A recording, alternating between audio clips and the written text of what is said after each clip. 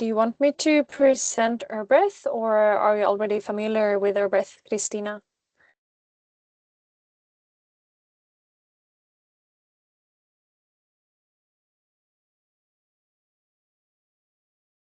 Hello,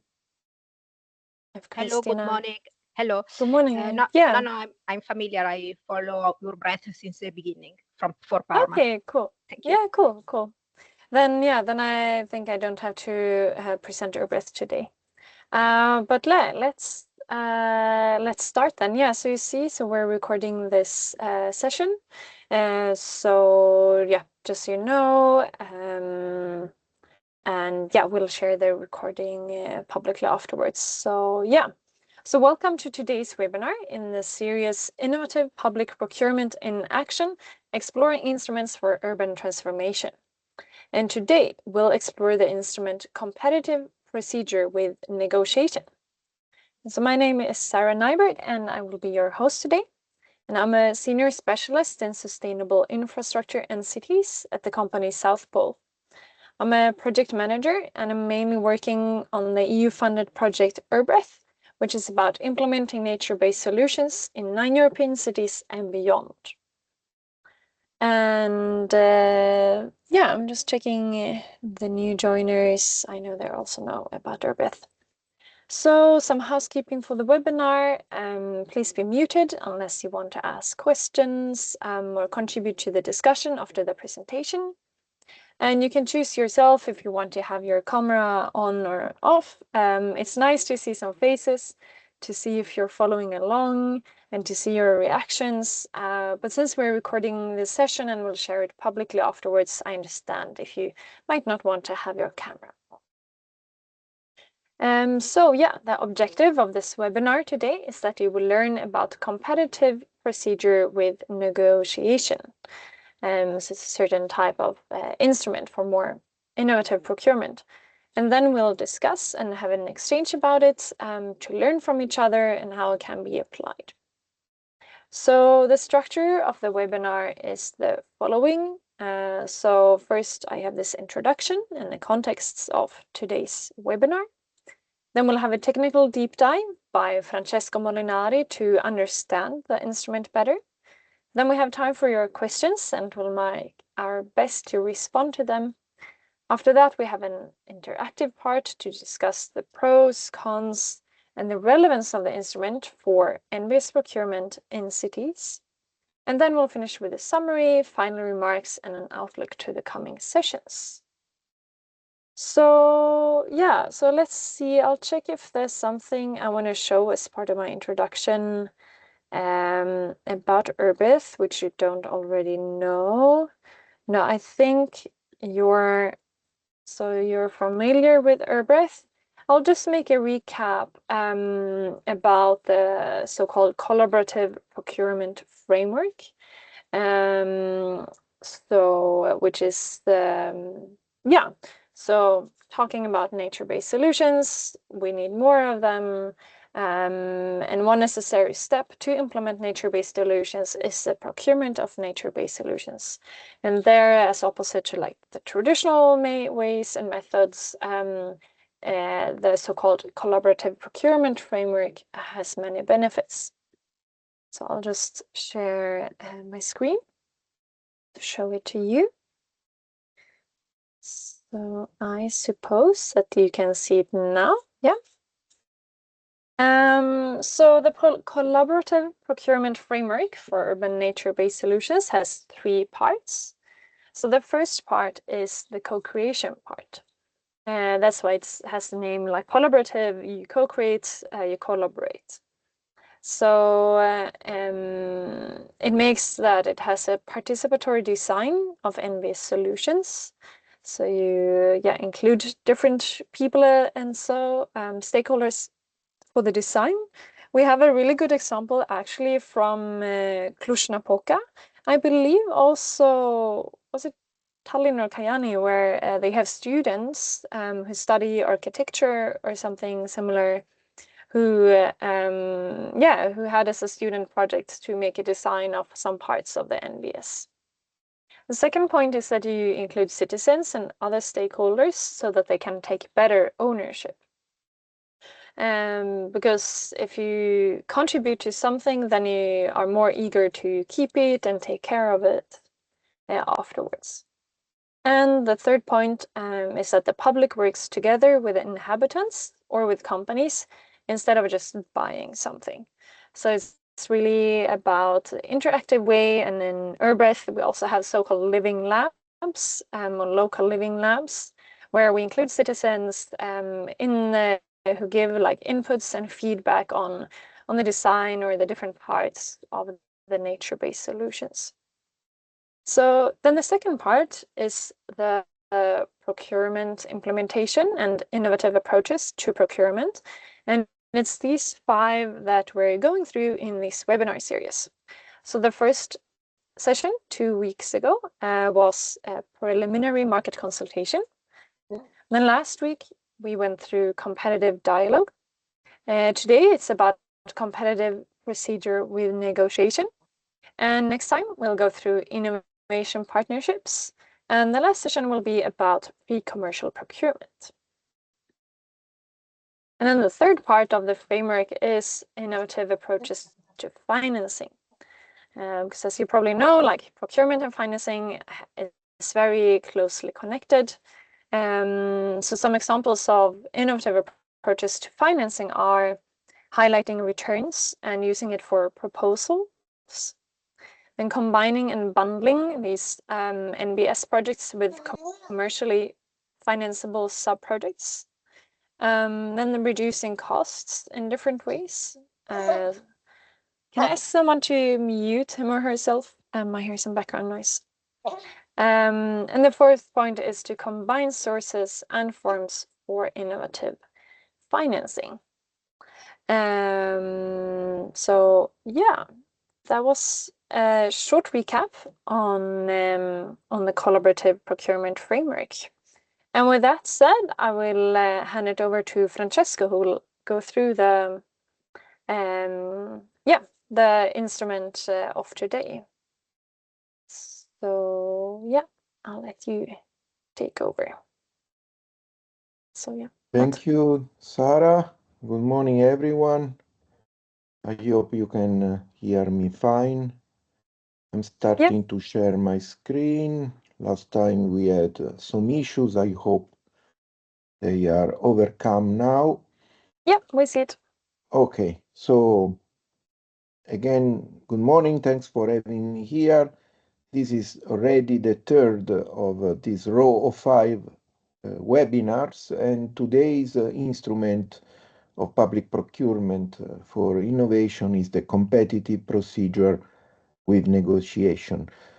Compared with others, and especially with the competitive dialogue we talked about last week, it is rather new as an instrument. Therefore, the evidence we have with us is limited, especially in the domain of nature-based solutions. You may remember also from previous occasions that the goals of this early Monday morning series of webinars are threefold. On the one hand, we propose to narrow the focus every week on a different instrument of public procurement of innovation. Our approach is to some extent orthogonal to the approach Sarah just presented. We are focusing and trying to go vertical in the provisions of the existing legislation concerning the available instruments in an ideal toolbox at free disposal of public procurers in Europe. Today, the instrument is this one. There will be 2 more webinars in the coming weeks. The idea is to go deeper, not only in the specificities of each instrument, but second point, with some examples, also to try and argue on the potential of the specific instrument presented for the sake of procuring nature-based solutions. This is going to be, at least in our hopes, the main contribution of this webinar series. And finally, the idea is to also stimulate some interaction going beyond the conventional Q&A round among the participants in each webinar, and I can say also based on the past experiences that this has been successfully achieved. You can decide to break the ice and open your microphones, or you can also use the chat box for commenting the slides you are seeing in front of you, or to make questions when the time comes. The whole the whole session is being recorded. The recordings will be made available soon after each webinar, together with these slides. So for those who are already familiar with this webinar series, this slide comes with no surprise. The only message we are trying to channel is that there is a huge variety in the typologies of nature-based solutions we know about, and even within each typology, for example, pavements, soon we will talk about green walls. For each typology, innovation goes fast. So we do not only face variety in terms of possible items we name nature-based solutions, and they can become part of our procurement exercise, but also within each typology, different procurement exercises running in different times may also face different solutions becoming prominent, becoming state-of-the-art, becoming valuable for the sake of the procurement itself. Having this in mind, the fundamental question we are trying to approach within URBREATH, the project offering its umbrella to this webinar series, is about the replication issue, or the adaptation of nature-based solutions which have worked fine in some locations. Here in this project we speak of front-runner cities, and are supposed to be transferred or replicated or imitated at the very least in other locations which we tactically name follower cities. It is a lot about analyzing the conditions for this transfer or adaptation to occur, asking especially the fundamental question, what is indeed replicable and what is not. In this context, we come up with reflections on the instruments that are available to the purpose, having in mind that nature-based solutions are usually procured by public sector bodies or agencies like city administrations or their instrumental companies, including public utilities. So it is obligatory to make recourse to public procurement, and the idea is to explore what each instrument can bring as added value, particularly for the sake of making the nature-based solutions deployed in one site also applicable and transferable in others. This is the dream. Now let's go to the topic of today, which is the competitive procedure with negotiation.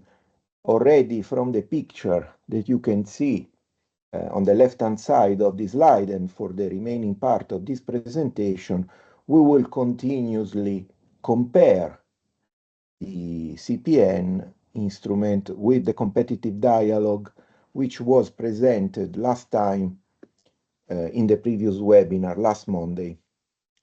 There are good reasons for doing this. In particular, we tend to think that the introduction of the CPN, which is more recent, as I will tell you, than the competitive dialogue, was due to the fact that something was missing in the ideal scenario which we described last time while talking about the competitive dialogue.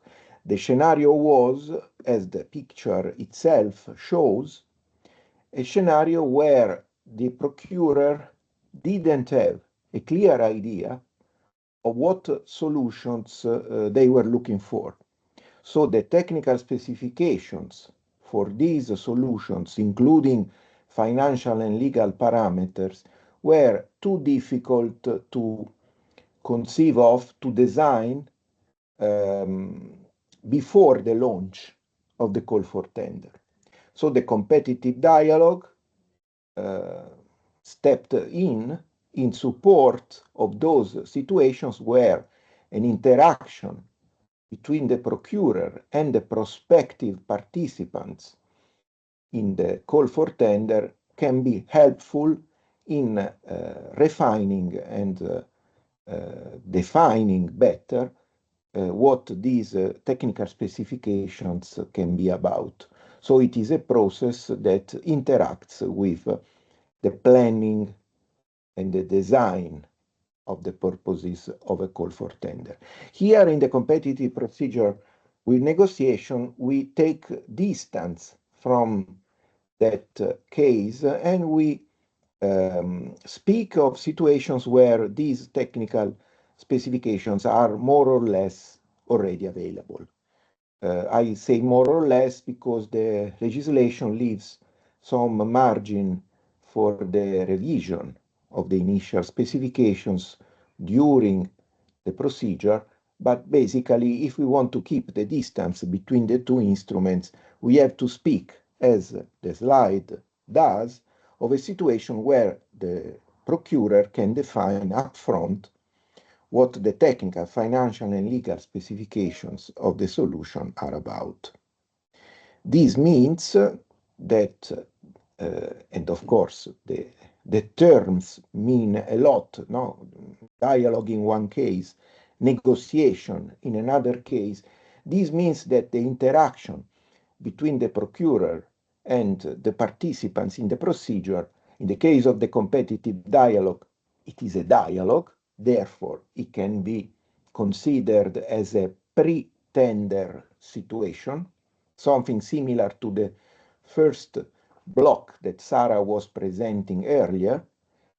In the case we are about to talk about competitive procedure with negotiation, negotiation alludes to a procedure which is already a tender procedure. It has already a pre-contractual character. What is being discussed are no longer ideas and suggestions on how to improve the specifications. They are already bids, which can possibly be successful at the end of the procedure. I hope this introduction is clear enough because I will build on this differentiation for the remaining part of my presentation. So, how does this work? It is quite similar in the global approach to the competitive dialogue, especially for the first two steps. The first two steps are the steps which prepare the ground for a short listing of candidates based on objective criteria. So first, the call for competition is launched, and then the economic operators who are interested in participating present their candidatures, offering the list of their qualifications in response to the set of criteria which have been stated in the call. These first two steps are identical to the competitive dialogue, and they are preparatory for an initial short listing of candidatures. The law speaks in both cases of a minimum number of 3, so it is even quite small, the potential number of candidates that can be shortlisted. In any case, this first kind of shortlisting only takes place based on the qualifications of the participants. Then the shortlisted candidates are invited to bid. And like I said before, contrary to what happens in the competitive dialogue, what we get, what the procurer gets, is already a bid based on the technical, financial, and legal requirements specified in the call, something they can potentially win. In some cases, if properly announced in the call for competition, the procurer can also decide to close the procedure without a negotiation, which sounds a bit like a paradox, but in any case, it shows that the level of refinement of what we get in the third step is already a full proposal which may be evaluated as a winner. Of course, a collection of proposals, each coming from a different shortlisted candidate. Here is where the negotiations take place. Negotiations which are basically one-to-one meetings between the procurer and the individual proposer to discuss the details of the bid, of the especially technical offer, and to see whether these details can be improved. The negotiations, of course, they must involve all the participants, so every participant must have at least one round of interaction. They are run with full respect and protection of business confidentiality, not only privacy, but being part of a procedure, the procurer must avoid the risk that participant A gets to know about the details of the offer presented by participant B. This is fundamental, and it can easily be considered a common element to every procedure that is rolled out in stages like this, but also like the competitive dialogue, with the difference that what was discussed in the dialogue was the proposal to improve the specifications, while in this case we are discussing the details of a full bid. Negotiations can be repeated, so it's not mandated that only one round of interaction takes place for each proposal received. There can be additional rounds. Finally, when the time comes, when the procurer decides that time's up, basically every participant has had the possibility of improving or at least getting to know how to improve the quality of the already presented bid, we close the procedure and call for the final offer, which is resubmitted by each and every participant and then evaluated according to the usual rules. Difference between this case and the competitive dialogue is that in this case the law explicitly speaks also of an evaluation that is only based on price, which seems quite logical, because it is assumed that across all the negotiations quality has already been analyzed and improved to the maximum possible extent.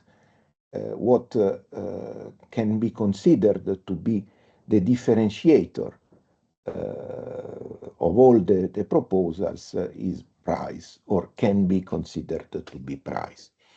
During the negotiation, like in the case of the competitive dialogue, there can also be a second short listing of candidates. In some cases, the procurer can realize that there are offers which deviate substantially from the specifications, or take an approach which is very distant from the purposes of the competition, so they can decide to exclude the participants from the remaining part of the procedure.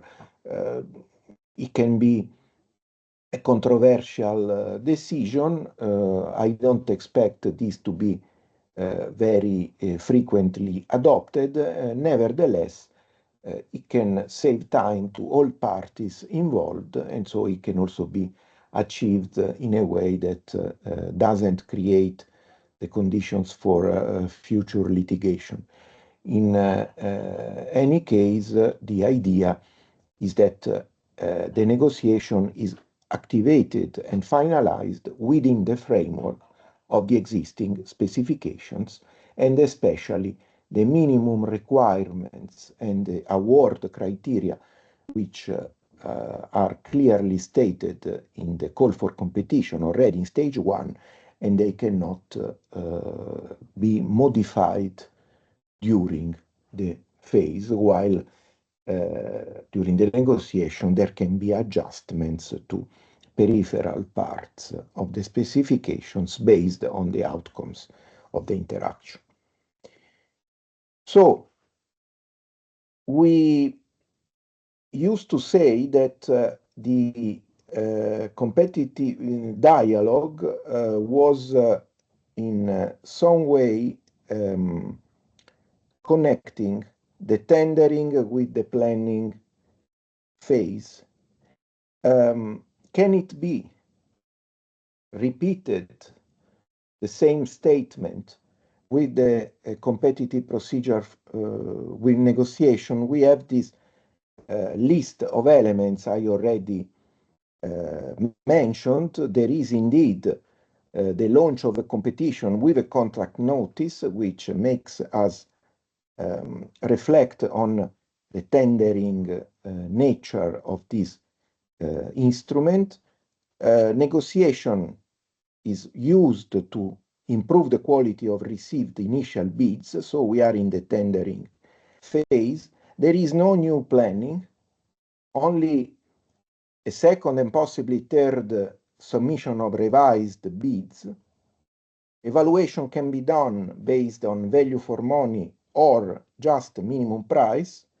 In no case the minimum requirements be modified, but they can certainly be refined and improved. All in all, this lets us think that compared with competitive dialogue, the competitive procedure with negotiation brings limited feedback to the planning stage. So basically, it is confined more in the tendering than in the planning phase. However, if we compare the two instruments, we can also mention that both of them end with the purchase of products. Only the competitive dialogue, as I mentioned, can bring to a profound revision of the initial needs and the requirements of the procurer. Dialogue in competitive dialogue operates before bidding, and this is quite natural, because if specifications are under revision, there can be no bidding, while negotiation in the CPN operates on received bids only. After the award, you may remember, it was not highlighted last time very much, but it can be done today. The winner of a competitive dialogue could be still asked for an additional revision of the final and awarded offer. based on reasonable aspects, not distorting the competition. This is an option which is not available in the competitive procedure with negotiation. Candidates can be shortlisted in both cases, not only at the stage of the initial selection based on qualifications, but also during the procedure. The minimum price is not available for competitive dialogue as a criterion for awarding the contract.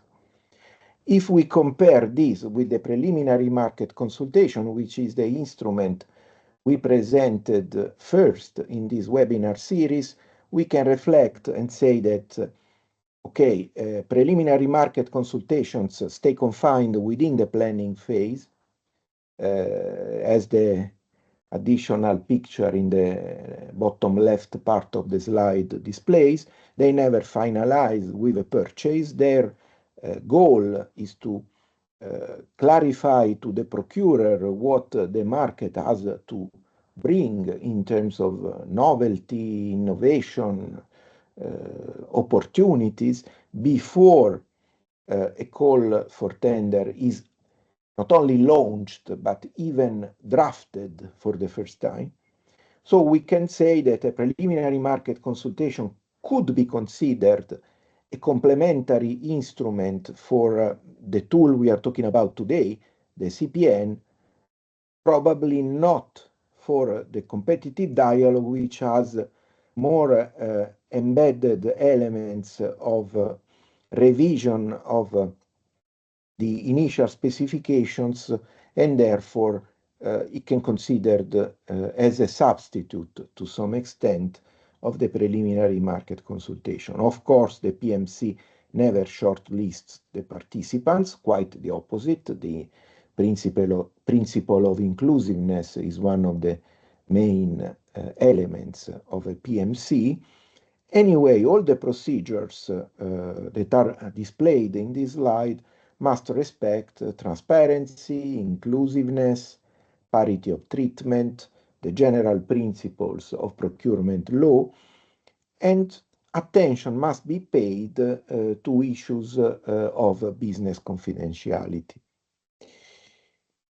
So let's go to the possible answers to a fundamental question, which is common to all these presentations I am doing for you every Monday, in this case tailored on the case of the CPN instrument. Why is it particularly useful, or can it be particularly useful for the procurement of nature-based solutions? I have 4 ideas here, happy to discuss them with you further during the morning.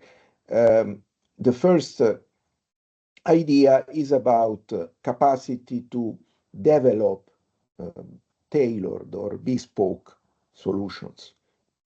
We know that bear the picture in mind which I presented in the beginning. Nature-based solutions are very site-specific, and they rarely include elements which are clearly replicable per se. So launching a call for tender which is open to the evaluation, the iterative evaluation of subsequent bids can certainly help improve the tailoring, the anchoring of the proposed solutions to the situation of the new site where maybe existing or previously deployed solutions are now supposed to be installed. And this is, I believe, the main advantage which comes from the negotiation approach, and also marks the difference between the competitive procedure with negotiation, which we are talking about today, and the competitive dialogue. The competitive dialogue was more about what to put in the call for tender. So it was, it still leaves the door open to a situation where what we get in return after the publication of the call for tender is not sufficiently anchored in the local situation of the deployment site. This risk is there, but it is mitigated in this procedure because of the possibility of iterative negotiations. The second point is obviously connected. During the negotiations, the suppliers can make a first step and present their innovative techniques or technologies, which may also be considerably new and never deployed before, while the procedure, which is transparently documented and therefore leaves room to transparency and therefore accountability towards all the stakeholders potentially interested, makes room for the analysis and approval or rejection of these innovations with always with a clear motivation. So innovation in principle is welcome. If it is accepted, it is because. If it is rejected, it is also because. Third point, durability and long-term performance. The nature-based solutions, if we looked at them under the perspective of the life cycle analysis, are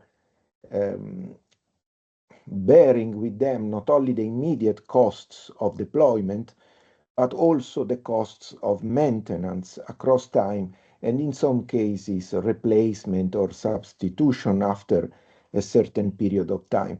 These analyses are not always carried forward to the needed extent when you receive a single proposal which fits into the requirements published in the call for tender, which in turn may pay lip service to the topic of lifelong costs and benefits, which are anyway difficult to assess and may be dependent also on the varieties of the proposed solutions. So during the negotiation, we can assume that all these aspects can be better handled, and also to some extent at least the different approaches proposed by the various participants in the procedure can be brought to a certain convergence, which will facilitate the final evaluation and award, if not the use of price as the single award criterion. And finally, this is among us, so to speak, but it is something worth mentioning. The procedure can also be helpful. The negotiation embedded in the procedure can also be helpful in cases which are not infrequent, when procurers receive bids which are partially or totally out of the scope of the tender itself. Thanks to the negotiation, unacceptable tenders, which in normal conditions, in the one-off situation that we launch a call for tender and then we wait for the offers and then we evaluate them and let participants know about the outcome. In this situation, there would be only one possibility, which is to reject the tenders which stay away from the focus or the scope of the call for tender. In this situation, it is lawful, and it is lawful because it is always transparent and documented, that initial bids may deviate from what the specifications of the call are about, and they can be brought to converge with the others, of course, if the procurer decides that there is room for this and does not undertake the opposite situation, which is, in fact, to shortlist the participants, especially because of that. So these are for me the four main elements, but happy to receive critiques or suggestions for additional elements from your side.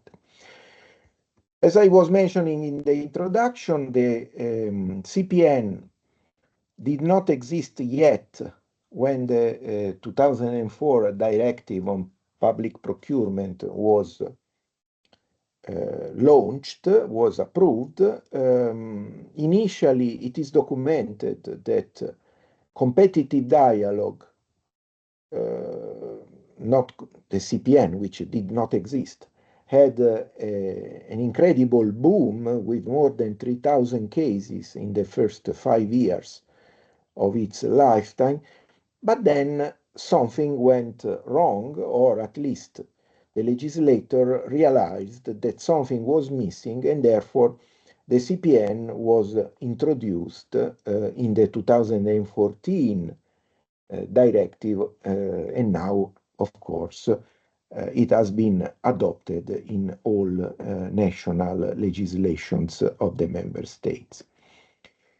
Now we have the transcription of the article, the single article, which has introduced in the directive of 2014 the competitive procedure with negotiation. As usual, I will not read the article, but just stress the fact that it talks about the same thing I've been trying to present you so far, and therefore it starts with a description of the first phase where contracting authorities publish the call for competition, indicating the minimum requirements which cannot be modified during the procedure itself, and allow at least 30 days to receive the candidatures, which are, of course, evaluated based on the initially stated criteria for the evaluation of their qualifications, and then invited to submit an initial tender, which can be the basis for one or more than one negotiations. The minimum number of participants in the procedure is 3, and they have at least 30 days of time after receiving the invitation to prepare their own proposals. Contracting authorities can negotiate not just once, but many times, and the result can be that once they are happy and declare the negotiation over, they can simply award the tender, mentioning that the set of bids in their possession is the last one. So basically, before the last round of bid resubmission, they have to announce that there will be no more. They can also decide not to undertake the negotiation, provided this is indicated in the call for tender. There are also possibilities to reduce the number of participants across time, and of course, there must be respect for parity of treatment at all times, including knowing everybody should know when the deadline to submit the final tender is about, and therefore have the time to prepare it.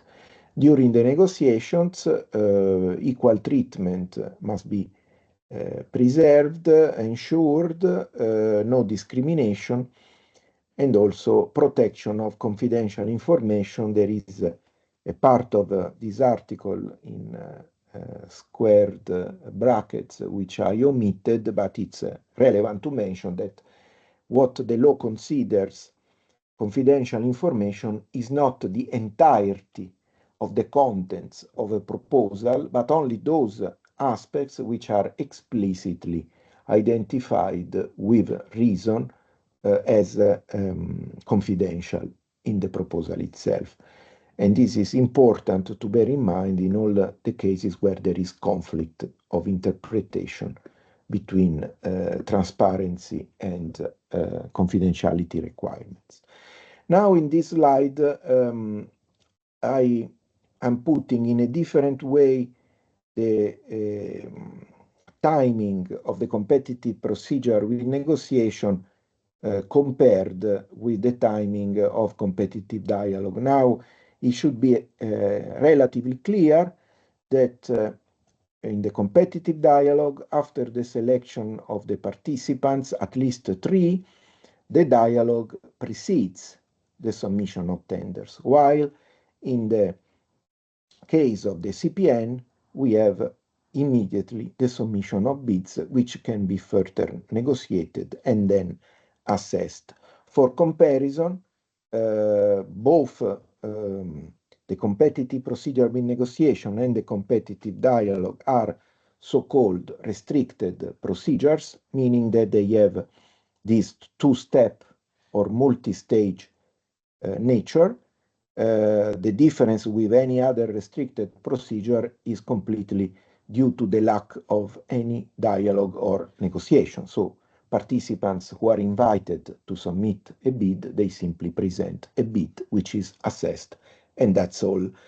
This is still different from the open procedure, which doesn't discriminate based on qualifications, and so every economic operator reading the call for tender, reading the contract notice, can participate with an offer, and usually the qualifications of the participant, of each participant, are evaluated jointly with the technical aspects of the proposals. Here I don't pretend you can read, but keeping track of the slides, and also I put the source of this image, you can probably be reassured on the one hand of the complexity of the procedure, but also thanks to this timing, also on the reasonable nature of the steps that are described herein, which are not rocket science and can be quite easily executed during the concrete experience of procurement. Of course, every person working in public administration has a colleague from the procurement office who can agree or disagree on these steps, but the source is relatively authoritative.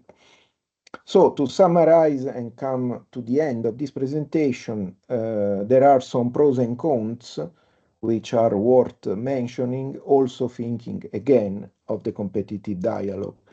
The competitive dialogue, when it was introduced, it was presented as suitable for complex projects.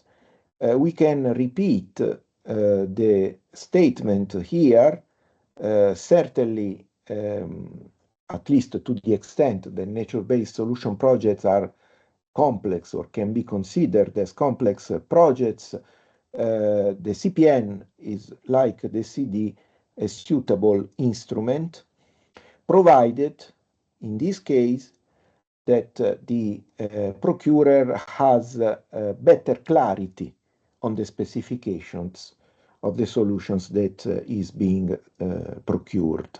So fewer margins of discretion is the key word, while in the case of the competitive dialogue, there was more openness to land into a revision of the initially defined set of minimum specifications. As I commented earlier, this instrument, thanks to the negotiation, leaves flexibility to co-design solutions that are really site-specific, guarantees quality and innovation of winning proposals, provides value for money and also a better allocation of risks and costs over the life cycle of these solutions, and permits transparency and accountability across the whole process. On the other hand, like the CDE, probably a bit less than the competitive dialogue, but it is still time and resource intensive. The picture I showed you 2 slides before is a bit misleading because it plots all the instruments as if they had the same duration. In practice, the competitive procedure with negotiation and also the competitive dialogue have an average duration that is longer than in the case of the open procedure. Strong governance capacity is required for the whole process management, and also technical expertise, which is needed when you negotiate the details of each proposal. You must know as procurers what you are talking about, otherwise the risk of vendor lock-in would materialize again. Also comparing bids, which can start being very diverse, can be a challenge. And one of the tasks for the people who manage or govern this interaction, this negotiation phase, is exactly to make through changes the different technical bids more and more comparable. There can be tensions, as in every other instrument, including competitive dialogue, preliminary market consultations, between protection of business confidentiality and the global and general principle of transparency. And finally, in case anything goes wrong, parity of treatment, if mismanaged, can lead to legal issues. Same goes if the scope of the procedure drifts too much away from the minimum requirements, which is someone that is not permitted in the case of the CPN, while there are better margins of tolerance for the competitive dialogue, as you can imagine, at least because the real tendering phase does not start until a common definition of all the specifications is achieved. Before concluding, I will mention a couple of examples. Let me say that it is not easy, it has not been easy to identify cases, and so I apologize this time because probably there is not much inspiration coming from these descriptions. Anyway, this may also be something like a pretext for further reflections, starting already during the Q&A today, to ask ourselves whether there can be obstacles to the implementation of the CPN as an instrument for public procurement of innovation, generally speaking, and particularly in the case of MBS.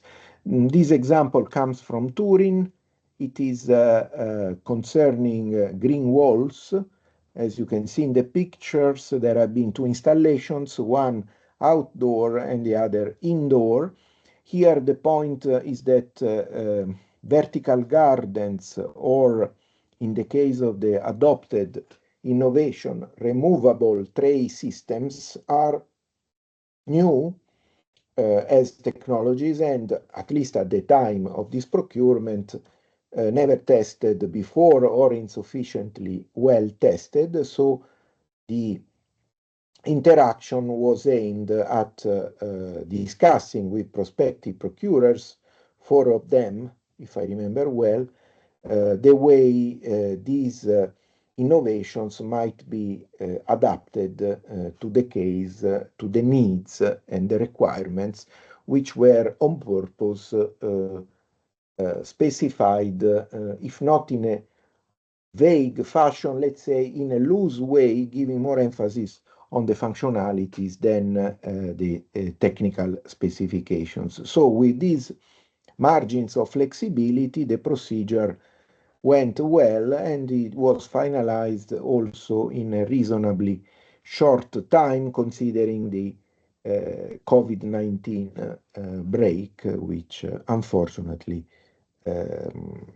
manifested itself during the same period.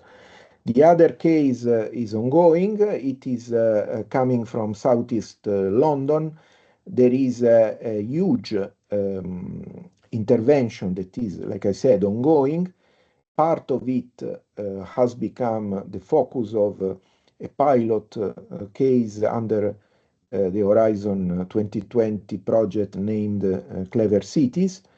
There is a housing association managing 760 hectares of property with already existing houses and 45,000 residents along the Thames River in London, and the interventions that are planned, which are transformative of the current situation towards better environmental and also social inclusion aspects, has been partly undertaken using the instrument of CPN. The idea was to use negotiation to procure more innovation and more quality in the adopted solutions, compared with the previous phase, which did not go as expected, and it was undertaken in a way that we might name an open procedure rather than a restricted one.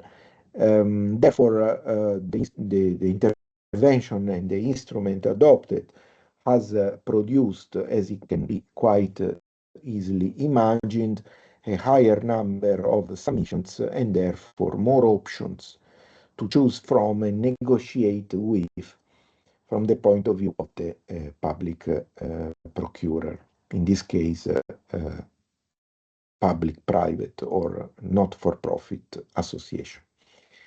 So that is it. I thank you for listening.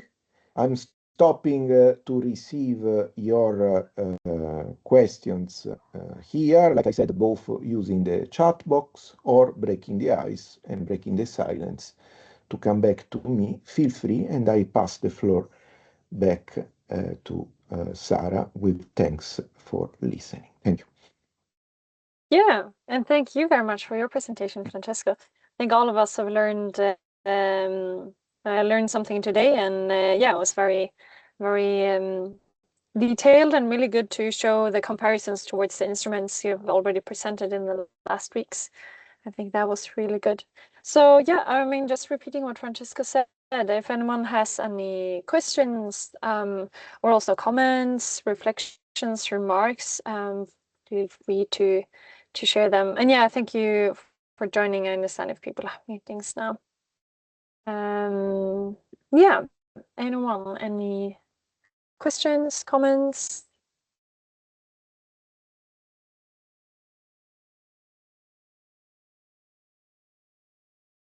As Francesco say, you can write them in the chat, or I mean, nicer if you want to raise your hand and say them orally.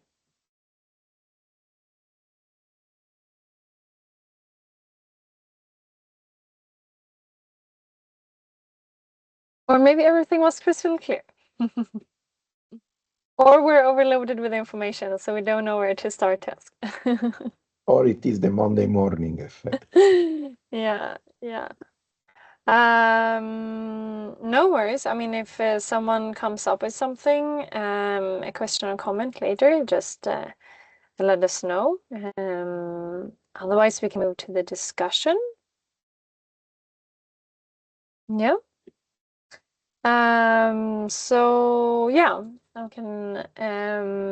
we wanted to discuss the topic, and so we would like to, thank you, Francesco. So we'd like to hear from you. What do you think about this instrument, so competitive procedure with negotiation, as well as its pros and cons, like both in general, but preferably or specifically for the application of it for NBS procurement, and even better in cities. We're also curious to hear your thoughts and ideas regarding the possible use of competitive procedure with negotiation in your cities, again in general or for procuring NBS. And also, if you have any cases to share from your cities where you have used this instrument, we invite you to share that as well. We just are aware that there might not be too many examples, but if there's something, we're happy to hear about that. So maybe if we start with the first question on the slide. So regarding the technicalities of the instrument competitive procedure with negotiation. So do you think that the overall presentation was convincing? Do you agree or disagree with the main arguments that it can be very beneficial in the local adaptation of NBS? We can also perhaps have a look at the I think you had a slide with like why it's good for NBS, why CPN is useful for NBS. Maybe we can bring that one up with the 4, exactly this one. Yeah, I see Matilda has raised her hand. Yeah, sorry. I just wanted to say that we don't do it exactly like this in Denmark because we have framework agreements, it's called, in the Danish public sector, but it sort of works the same way. So in the framework agreements, usually 3 firms are listed, and then you ask the 3 of them how they would solve, or that's what they did with our remodel at least. That's one of the ways of doing it. They asked them how would they solve the task, and then they present that, and then you sort of negotiate with them, right? And talk to them about their solutions, and then afterwards you choose the one that both, of course, budget-wise, but also solution-wise, present the best solution for the given project. It's not completely the same, as it's not competition per se, because these framework agreements are negotiated for the whole public sector in Denmark, usually for a long time. So we don't negotiate as much as I think you could within this procedure, which I think is very nice, but it also takes some of the burden on doing procurement away from the city, right? Because some lawyers has already done the first part, so to say. Yeah. So what was the last thing? So you said lawyers have already done this first step for your case in Denmark, it's called, it's a Danish thing. I don't know if they do it in other countries, but it's called ski-aftale. So it's the public sector, all the different levels. They have a sort of collaboration about procurement where they negotiate big deals that we call framework deals. And when we buy many things or procure things, when we go within the network of this, then a lot of things are already handled by the joint community in a way. And then when you want to do something, you usually go there because they have first right to say to bid, you could say. And then it takes some of the time-consuming tasks away from the cities and the regions and the state, because it's like the partnership has handled it. But it works a bit similar because you usually ask the 3 top ones, and then they do basically what you have just told, right? So you have like a couple of suppliers through this joint big organization, a couple of suppliers with a framework agreement, and then okay, we don't have to go to the full market, we go to the ones which are already in this framework, which already have a kind of framework agreement. Yeah, exactly. And then I guess it limits the scope for good and bad. It makes it easier for you, but also maybe for bad, then it maybe makes it harder for smaller or newer actors to come in. But yeah, I think at least you have to be, whenever is it every year, every second year? I don't remember when they're negotiated, the big deals for how long but every couple of years they're renegotiated, right?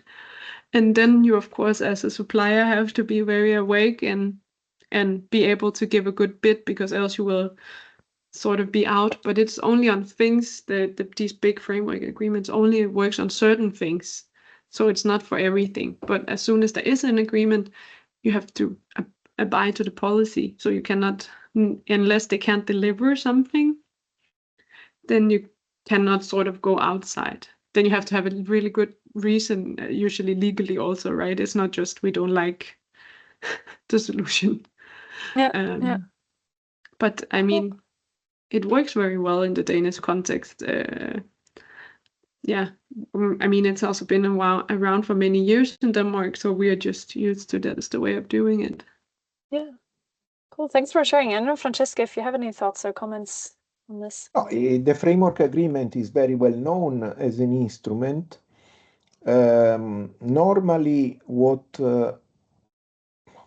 I can see as a limitation, it's only that the ranking of those who are part of the procedure is formulated purely based on qualifications. So it's a bit, then you can make it open. There are solutions where the framework agreement can be reopened at times and additional participants can be evaluated and become part of the schema. But in general terms, the way it was born, let's say, it's an instrument which creates a small group of potential participants, which are asked to step in on a rotating basis.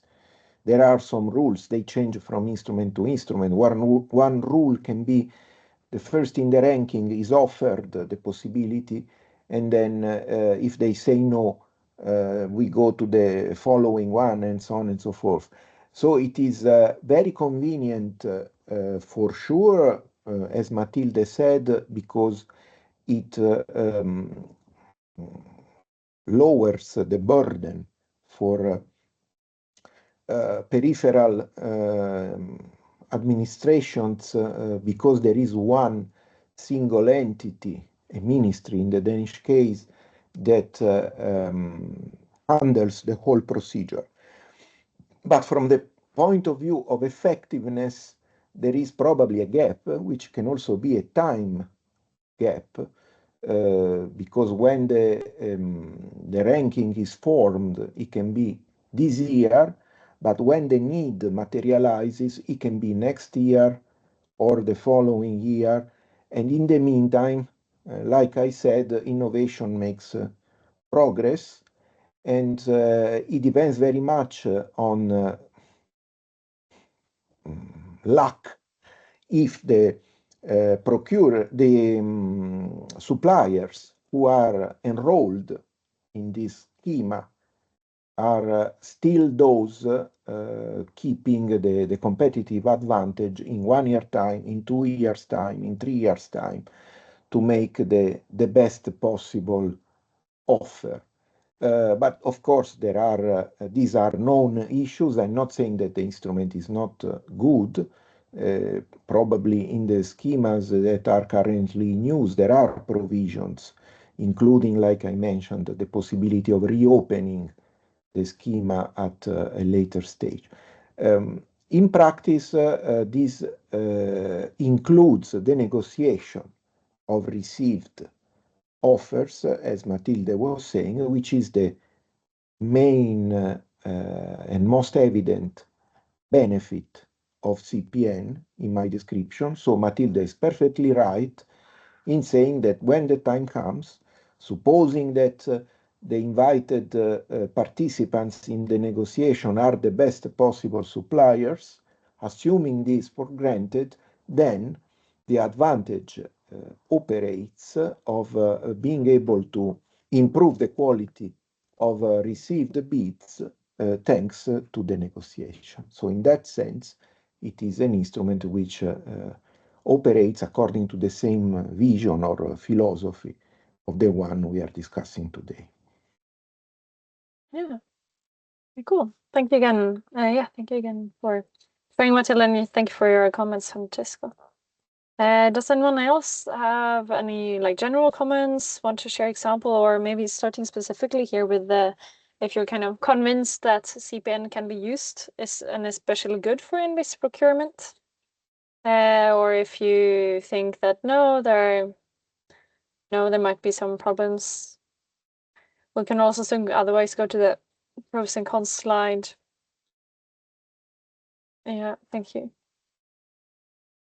Let's see some pros here. For example, it's somehow more flexible to co-design site-specific solutions, better quality of the bids, and can be good.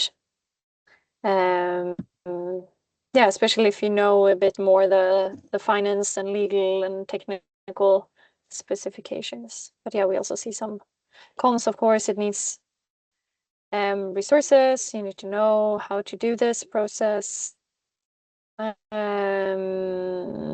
so on. Yeah. Anyone has any thoughts, comments, or questions on the pros and cons?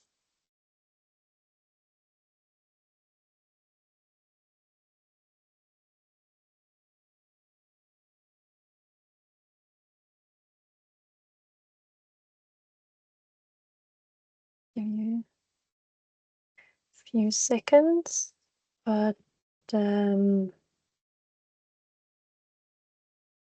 otherwise, if you have an additional item to suggest, like another benefit or another risk of the instrument.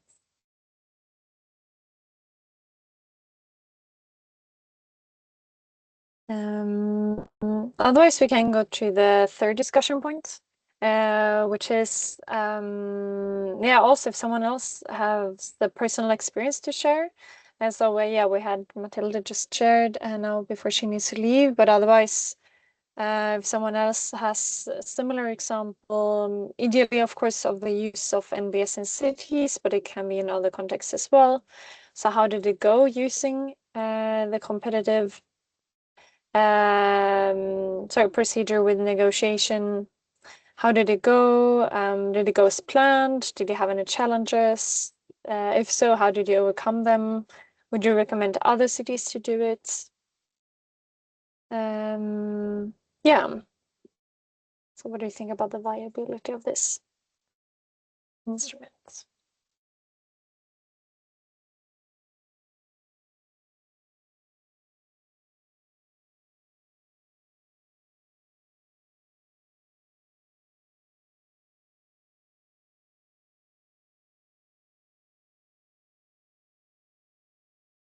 I'll give you a little bit more time if you want to think or read.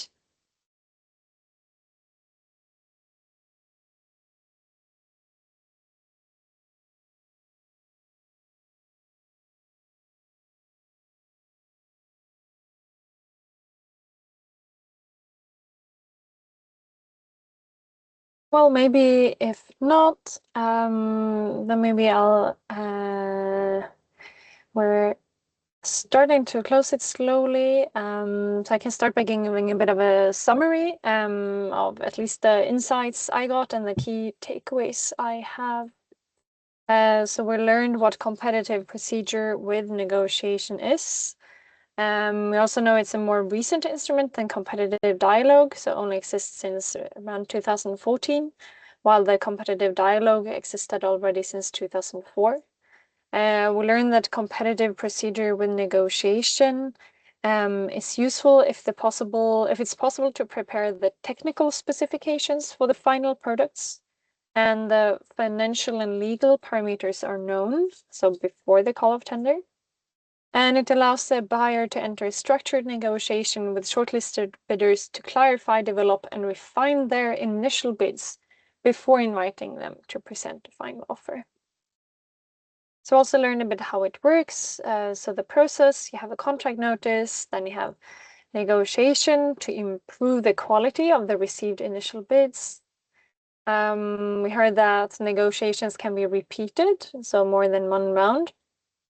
We've also heard that you can evaluate only based on price, since you have the quality criteria in the notice.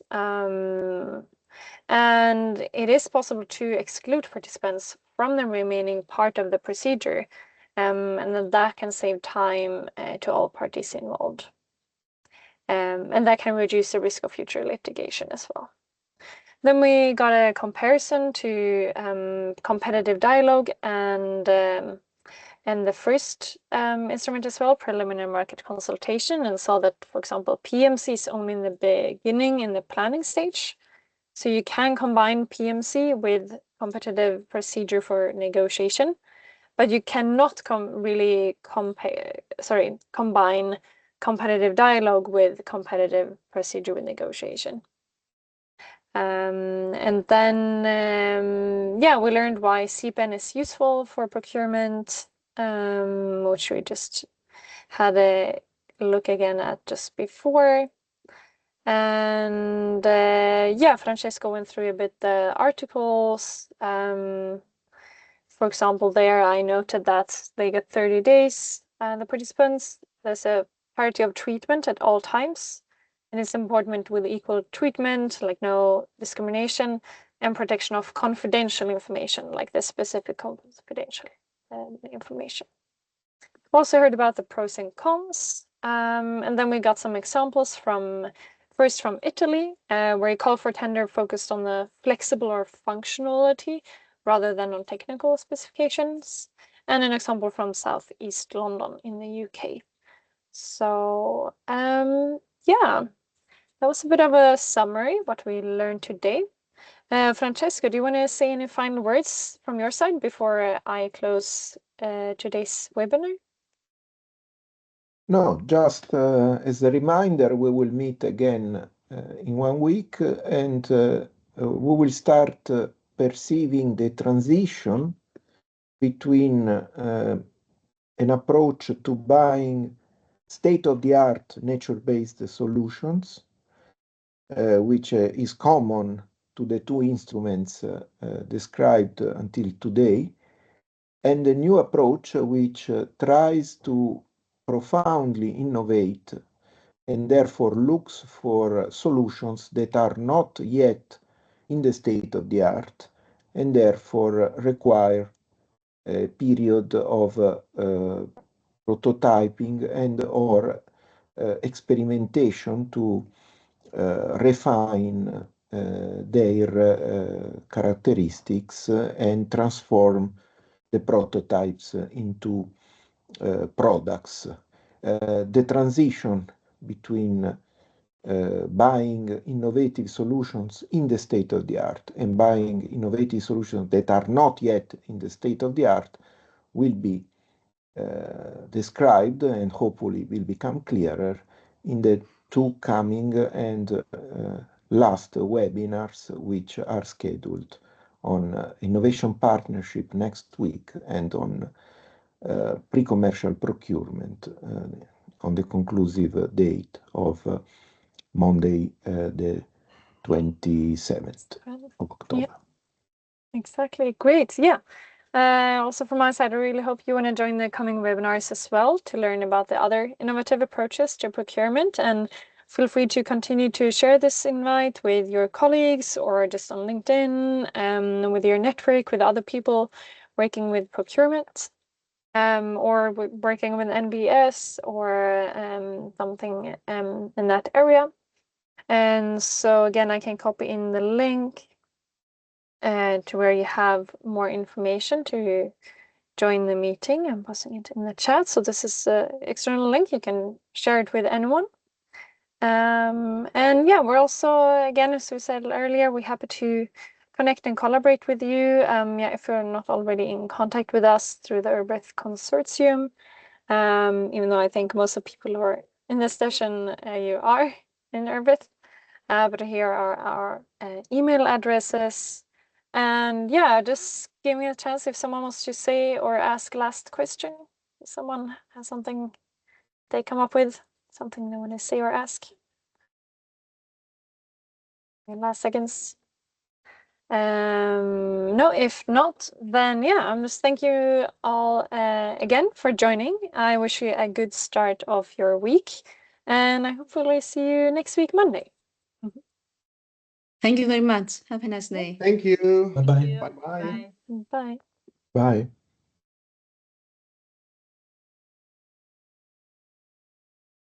Okay. Good. Yeah, we're almost reaching the full time, so Yes, yes. Good, good feedback, good audience. It's of all the instruments, it's the less known and used. So I was expecting a reaction like this. So no worries. Today was the less at least interesting. possible to share. Perhaps, Yes, yeah. exactly. Yeah. But good anyway. I see you like you took your time in the presentation, so I think overall with the time it was fine. So yeah, and it's also really interesting to see now. Really, the more instruments like you understand the differences, and so on between the different instruments. So that's really good, I think. Yeah. Good. I thought that oh yeah, maybe one idea, maybe a little bit feedback to you, like for the slides. One idea could be like to animate the slides. For example, the slide with the 4 points on like why CPN is useful for N-based procurement.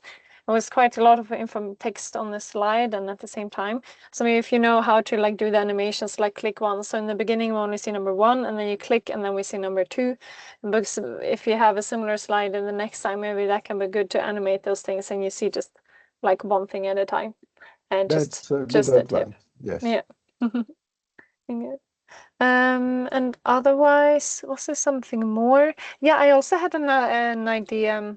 If you maybe in the last webinar could include, maybe you're all planning it, but like an overall conclusion of the all 5 topics, and maybe add a little bit of guidance like when should you use which of these 5 instruments, like to have some kind of a guide or tips or schema or something like, okay, now we have learned about these 5 instruments, like to have some kind of a, like decision making, like yes or no, or like, for example, do you know this technical specifications like you had today? Like yes, then you can use CPN. If no, you can have competitive dialogue or something like that. But with the 5 instruments, I think that will be useful because otherwise we know like, okay, we learned about these instruments and then like, okay, now what? It might be good to have a bit guidance, more like, yeah, so an overview like when could you use which instrument? Just an idea, just an input if you also think that's useful, and that will be not too difficult to do. But yeah, just an idea. Okay. Yeah.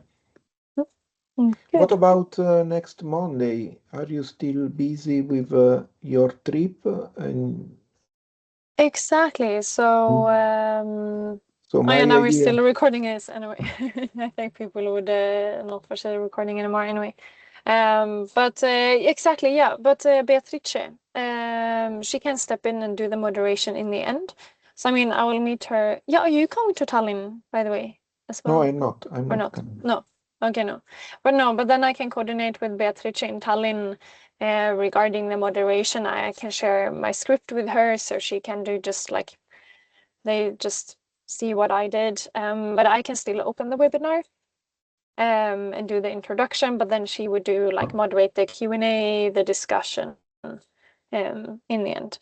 So yeah, that's the plan. I would still be able to like listen in, but I would be like on a train or something, so not optimal to moderate a discussion.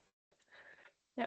Okay, so I will also liaise with Beatrice to make sure that someone stays with us next week.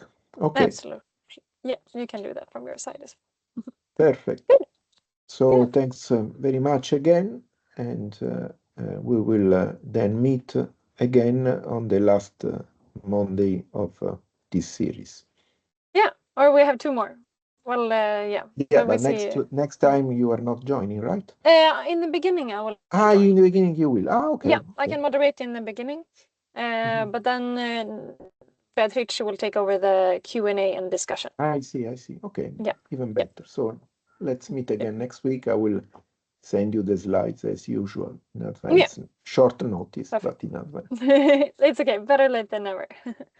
Good. Yeah. Okay, Then we bye. keep in touch. Take care. Bye. You too. Bye.